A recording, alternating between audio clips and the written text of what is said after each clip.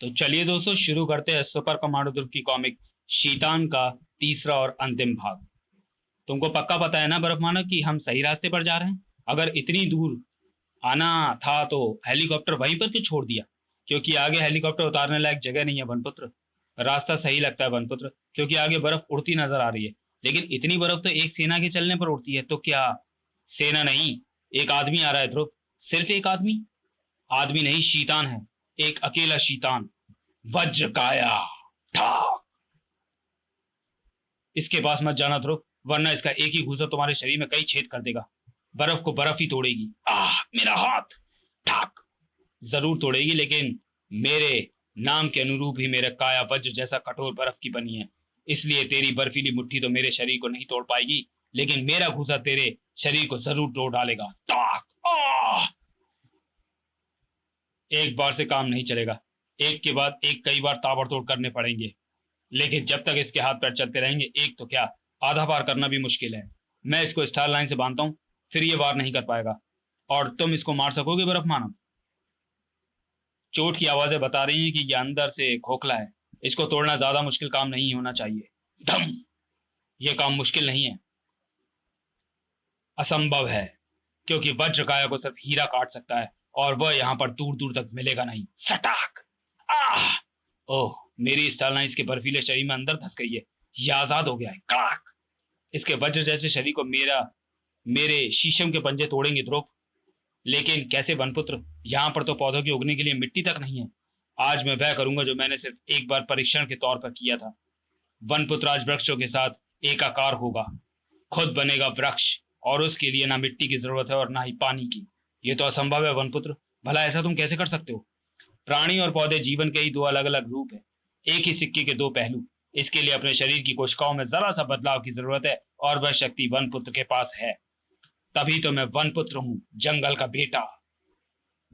वज्रकाया को बराबर की टक्कर देने वाला शख्स मिल गया था। बम। वनपुत्र तेरे वज्र जैसे शरीर को भी तोड़ डालेगा।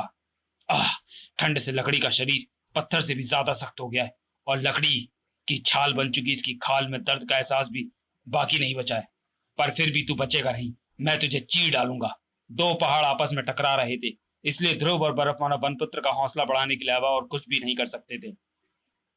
शाबाश वनपुत्र, तोड़ डालो इसका शरीर। क्या वज्रकाय का शरीर टूट सकता है? इन वारों से वज्रकाय का बर्फीला नाखून तक नहीं टूटेगा। तू मुझे क्या तोड़ेगा? मैं ही तुझे चीर कर रख दूंगा। थम। तू टूटेगा वज्रकाया, अगर बाहर से नहीं तो अंदर से टूटेगा खोखले। काक। कमाल की शक्ति है वनपुत्र में। उसने हीरे जैसी कड़ी बर्फ को भी नुकीली जड़ों से बरमे की तरह छेद डाला है। कोई फायदा नहीं होगा, मैं जड़ को निकालकर छेद को फिर से बंद कर लूंगा। वनपुत्र के वार भी इसको तोड़ नहीं पा रहे हैं। हीरा यहाँ पर कहीं मिलेगा नहीं, फिर कैसे नष्ट होगा वज्रकाया? क्या चीज तोड़ सकती है इसको? अरे हाँ, एक चीज तोड़ सकती है इसको, बड़े आराम से। वनपुत्र, इसके शरीर में एक और बड़ा सा छेद करो। बर्फ मानव, तुम एक ऐसी मोटी बर्फ की सिरिंज बनाओ जिसमें इतना समुद्री पानी भर जाए जो इसकी खोखली छाती और पेट को लबालब भर दे। लेकिन जल्दी, पानी हमको इसके शरीर में जमने से पहले पहुंचाना है। तुम्हारे बोलते बोलते ही मैंने सिरिंज बना भी ली है, और उसमें पानी भी भर लिया है। अब क्या करूं? इस पानी को वनपुत्र द्वारा बनाए गए छेद के जरिए वज्रकाया के शरीर में पहुंचाकर उसके अंदर की खौली जगह को लबालब भर दूं।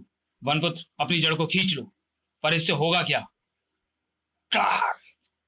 वज्रकाया का खात्मा। बस पानी जमने का इंतजार करो, जो 2 या 3 सेकंडों में जम जाएगा। देखो, इसके शरीर पर दरारें पड़नी शुरू हो गई हैं। अब इस पर एक साथ वार करो। वाह, ये तो सचमुच टुकड़े टुकड़े हो गया। पर कैसे? ये पानी जमने से वनपुत्र। दरअसल पानी एक ऐसा द्रव्य है जिसका आयतन जमने पर घटने के बजाय बढ़ जाता है। एक गिलास बर्फ एक गिलास पानी से ज्यादा जगह घेरेगी। इसलिए जब बंद जगह में पानी बर्फ बनता है तो प्रकृति की शक्ति के आगे वह बंद जगह टूट जाती है। जैसे ठंडे देशों में पानी के पाइपों का फटना आम बात है। जो शक्ति लोहे के पाइप को फाड़ सकती है, वह वज्रकाय के शरीर में दरारें तो डाल ही सकती थी। कमाल है ध्रुव, वैज्ञानिक मैं हूं, लेकिन विज्ञान का सही उपयोग तुमने किया है। तुमने दिखा दिया कि एक छोटी सी जानकारी भी एटम बम जितनी विनाशकारी हो सकती है। कमाल के मानव है ये। बहुत खेल हो गया, अब चाल बदलनी पड़ेगी। इनको जितनी जल्दी काबू में करेंगे, उतनी जल्दी दुनिया हमारे कब्जे में आएगी। वज्रकाय के हमले से एक तो फायदा हुआ है ध्रुव, यह साबित हो गया है कि हम सही रास्ते पर जा रहे हैं। अब आह ये, ये क्या मुसीबत है? आइस स्नेक, जिसका जहर से बर्फ के प्राणियों पर ही असर करता है। ठप! इसकी काट सिर्फ हमारे पास है। अगर तुम अपने साथियों की एड़ियां रगड़ रगड़ कर मरता हुआ देखना नहीं चाहते हो तो आत्मसमर्पण कर दो। ठीक है, हम तुमसे लड़ेंगे नहीं। अब इसको ठीक करो। पर तुम हो कौन? एक मामूली शीतान, शीतराज का सेवक। पकड़ लो इन दोनों को। हमारी तुमसे कोई दुश्मनी नहीं है। हमको शीतराज के पास ले चलो, हम उनको समझाने की कोशिश करेंगे। शीतराज के पास जाने की आवश्यकता नहीं है, शीतराज यहीं पर हैं। मैं हूं शीतराज। वह सांप मेरा ही बनाया हुआ था। तुमसे आत्मसमर्पण कराने की चाल थी ये। डॉक्टर वर्गीस, तुम हो शीतराज, शीतानों के राजा? ये सब क्या चक्कर है? चलो सब बताता हूँ, और दिखाता भी हूँ। देखो, तुम्हारे चारों तरफ बर्फ की इमारतें उभरती आ रही हैं।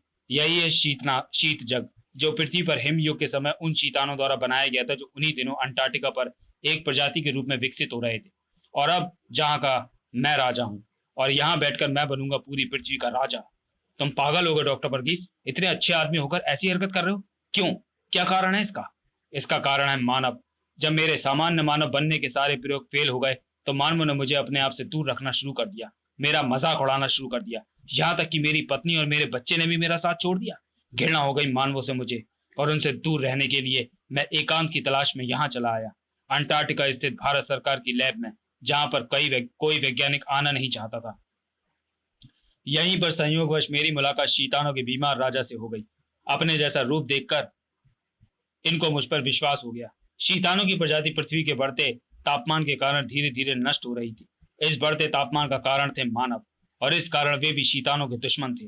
मैंने लैब में शीतानों के राजा का चेकअप किया, और राजा और फिर एक ऐसा जीवाणु विकसित किया जो इनमें पैदा हो रही बीमारी के जीवाणु को नष्ट कर सकता था। इसमें कई शैतान जी उठे इससे कई शैतान जी उठे, लेकिन उनमें अभी शक्ति आनी बाकी थी। शक्ति के लिए मैंने अपनी लैब में रखे खास प्रशीतक को इनके शरीर में पहुंचाया, और इनकी शक्ति काफी हद तक वापस आ गई। ये मुझको अपना नया राजा बना बैठे। तब मैंने इनकी शक्ति को पूरी तरह से वापस लाने की ठानी, ताकि इनकी मदद से मैं मानवों को सबक सिखा सकूं। उसके लिए प्रशीतकों की जरूरत थी, और प्रशीतक महानगर या राजनगर में ही मिल सकते थे।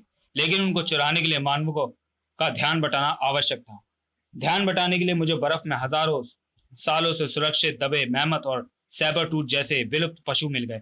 मैंने जीव विज्ञान की मदद से उनको जुम्बी, यानी चलते फिरते मृत प्राणी बना लिया। पर राजनगर में मैमथ की पिटाई होते देखकर मैंने प्लान को बदल दिया, और तुमको झांसा देकर अपने साथ अंटार्कटिका ले आया। मेरा मकसद यहाँ पर तुमको तब तक बंदी बनाकर रखना था जब तक मैं मानवों को घुटने ना टिकवा दूं। तुम्हारे आजाद रहते हुए यह काम करना असंभव था। अब मैं ऐसी प्रक्रिया विकसित करूंगा जिससे इंसानों को शीतान बनाया जा सके, और तुमको उस प्रक्रिया द्वारा पहला शीतान बनने का सौभाग्य प्राप्त होगा। बस, बातें बहुत हो गई। अब देखो, तुम्हारी आंखों के सामने मैं शक्तिहीन शीतानों के राजा के शरीर में प्रशीतक दौड़ाकर कैसे शक्ति प्रदान करता हूँ। सिलेंडर वाल्व में फिट करो। प्रशीतक शरीर में दौड़ते ही राजा उठकर बैठ गया। देखा मेरा कमाल? अब मैं और राजा मिलकर बनाएंगे मानवों की तबाही की योजना। जरूर बनाएंगे, लेकिन हम नहीं, सिर्फ मैं। क्या मतलब? मतलब जो हमको तुमसे चाहिए था वह मिल गया है वर्गीस। प्रशीतक भी मिल गया है, और प्रशीतक को इस्तेमाल में लाने की विधि भी। तुमने अपनी लैब के सारे उपकरण भी यहीं पर लाकर स्थापित कर दिए हैं। अब हमको तुमसे कुछ नहीं चाहिए। वैसे भी हम मानवों को मुंह नहीं लगाते। तुम बर्फ के बने ही सही, पर हो तो मानव ही ना। इसलिए तुम्हारा भी वही हाल होगा जो इन दोनों मानवों का होगा। बंद कर दो इन बंद कर दो इन तीनों का अतिशीत कक्ष में, जहाँ का तापमान कोई भी मानव ज्यादा देर तक सह नहीं सकता। और इन पर तब तक नजर रखना जब तक ये मर नहीं जाए। और इस दौरान हम सभी शीतानों को प्रशीतक देकर बलवान बना देंगे, ताकि हम मानवों से घुटने टिकवा सकें। और कुछ ही देर बाद अतिशीत कक्ष में मेरे दिमाग पर पड़ा पर्दा हट गया। ध्रुव, मैं बहुत शर्मिंदा हूँ। मुझे तो मर जाना चाहिए। मेरी वजह से शीतानों को ताकत मिली, और दुनिया खतरे में पड़ गई है। तुमको कानून तो सजा देगा ही डॉक्टर वर्गीस, और तुम्हारा पश्चाताप भी तुम्हारी सजा है। अब दिमाग यहाँ से बाहर निकालने में लगाओ। यहाँ पर तो मुझे गर्म रखने वाला यंत्र भी काम नहीं कर रहा है। मेरी लकड़ी के शरीर पर चढ़ी मोटी छाल भी मेरी रक्षा नहीं कर पा रही। तुम अंटार्कटिका के विशेषज्ञ बर्फ मानव, तुम ही यहाँ से बाहर निकलने का रास्ता खोज सकते हो। निकलना असंभव है वनपुत्र। हम पर नजर रखी जा रही है। अगर हम बाहर निकल भी गए तो हमारे भागने की खबर तुरंत शीतानों तक पहुंच जाएगी। और सवाल यह है कि बाहर निकलकर हम करेंगे क्या? तुम्हारी लैब यहाँ से कितनी दूर है डॉक्टर वर्गीस? ज्यादा नहीं, समझो पास में ही है। और वहां पर तुम्हारे प्रयोग करने और जीवाणु बनाने लायक सामग्री मौजूद है या नहीं? है। पर मैं बनाऊंगा कौन सा जीवाणु? और हम यहाँ से निकलकर वहां पहुंचेंगे कैसे? उफ, अब तो खुद मुझे ठंडक महसूस हो रही है। मेरे बदन पर तो बर्फ जमने लगी है। लगातार झांकते शीतान पहरेदार ने इस बार जब अंदर देखा तो तीनों के शरीर अकड़ चुके थे। भयंकर शीत उनको मृत्यु के और करीब ले जा रही थी। जल्दी शीतराज को भी इस खुशखबरी का पता चल गया। तुमको पूरा भरोसा है ना कि तीनों मर चुके हैं? हाँ शीतराज, उन तीनों में जीवन का कोई लक्षण नहीं है। तब तो मानव को ना तो कोई बचाने वाला है और ना ही सावधान करने वाला। अब पहले हम वर्गीस की प्रयोगशाला में जाकर वहां मौजूद दूर संचार यंत्रों को चालू करेंगे, ताकि दुनिया के कोने कोने में होने वाले शीतानों के हमलों को हम यहाँ से दिशा निर्देश दे सकें। चलो सभी शीतानों, वर्गीस की लैब की तरफ। वर्गीस की लैब का सन्नाटा जैसे टूटने की प्रतीक्षा कर रहा था, लेकिन उस सन्नाटे को तोड़ने वाले शीतान नहीं, कोई और थे। आह, तुमने समुद्री सीवारों को आदेश देकर अतिशीत कक्ष का फर्श तोड़कर बहुत बड़ा काम किया वनपुत्र। वरना हम शीत कक्ष के फर्श के नीचे मौजूद समुद्री पानी के रास्ते यहां तक कभी ना पहुंच पाते।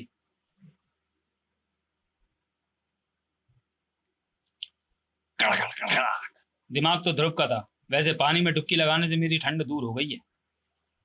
अंटार्कटिका या उत्तरी ध्रुव पर रहने वाले ठंड भगाने के लिए अक्सर पानी में डुबकी लगा लेते हैं, क्योंकि पानी बाहर के वातावरण की तुलना में ज्यादा गर्म होता है।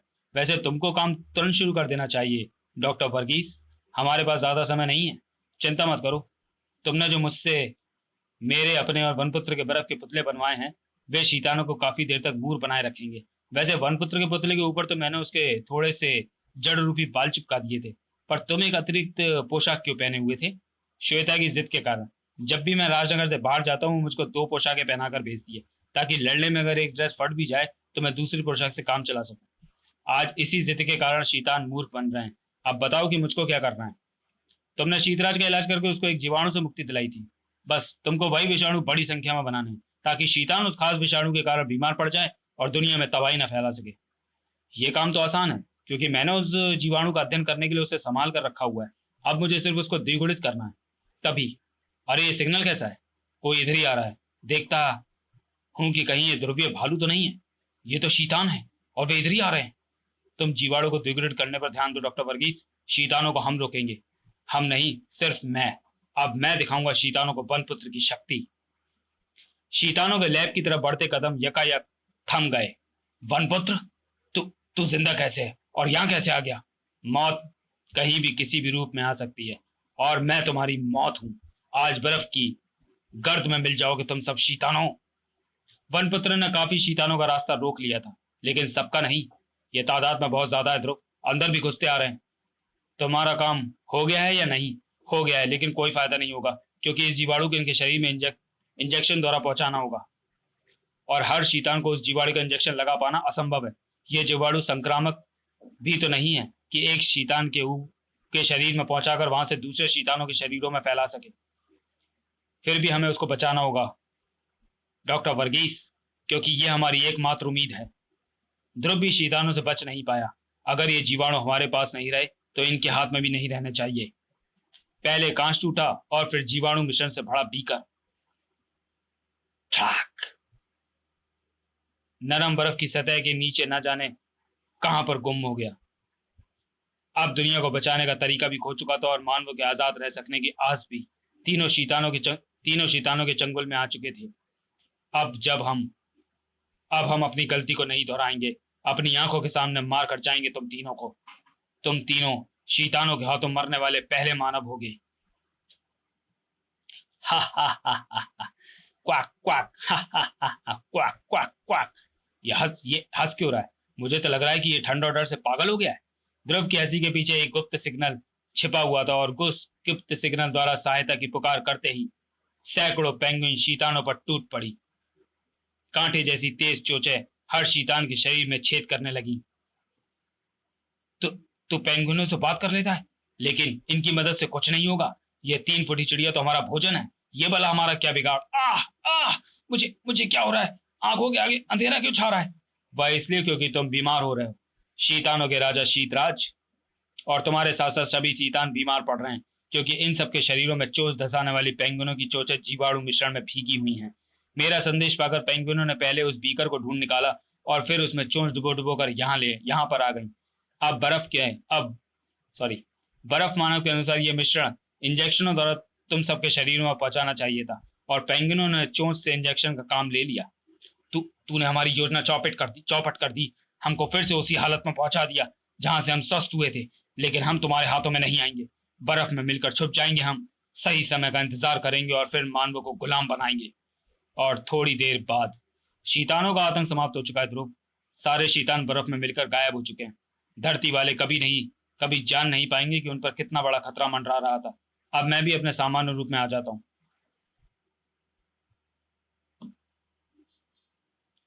मुझे भी पुलिस के सामने अपने गुनाहों का इकरार करना है ध्रुव, पर पता नहीं वे शैतानों की कहानी पर यकीन करेंगे या नहीं। करें या ना करें, पर तुम उन पशीतकों के सिलेंडरों को साथ ले चलना मत भूलना, और ना मैं अपनी ड्रेस को ले जाना भूलूंगा। समाप्त। तो चलिए दोस्तों, वीडियो को यही समाप्त करते हैं और मिलते हैं सुपर कमांडो ध्रुव की अगली कॉमिक्स ध्रुव खत्म में। तब तक के लिए धन्यवाद।